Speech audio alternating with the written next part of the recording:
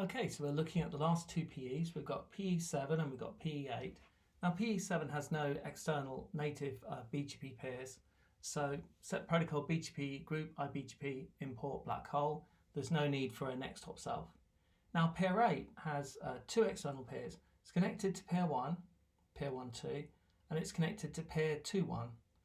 Now pair 1.2 is the same pair that router 1 is connected to, and router 1 is the preferred path.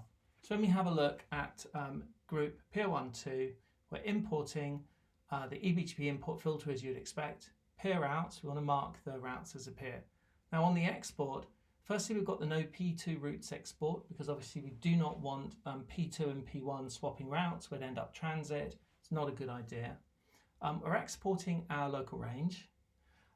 We're deleting the communities, but we're also exporting long AS path. So we're actually prepending 3 extra ASs. So we're duplicating our AS number 3 times. And that prepending will be basically a request for P1 to use P1-1 via R1 as the import path.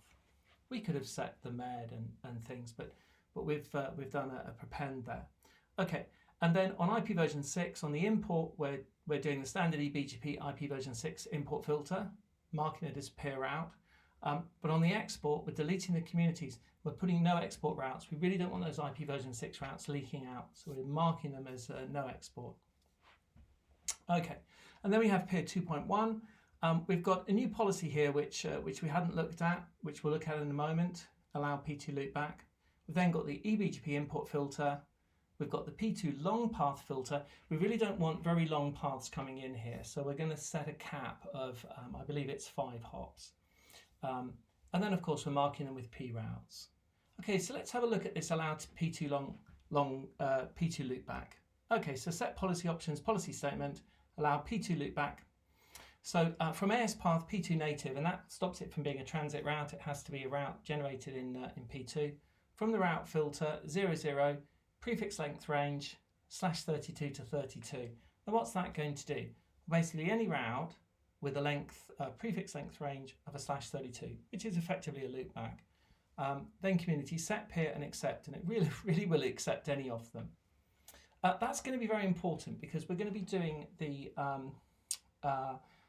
to CE 2.3 here. We're going to be doing the option C in a later lab, and to get that IP address, the loopback of CE23 through, we really will need this route filter and policy to be operating properly. Okay, so on the way out, we've got no peer 1 routes export. We don't want peer 1 and peer 2 to exchange routes, and we're exporting our local range. We're going to delete the communities. So there we have it. The only other thing we have to bear in mind is that obviously on all of these neighbours, we're going to be removing private, and that's going to be preventing these private ASs from going through the cloud.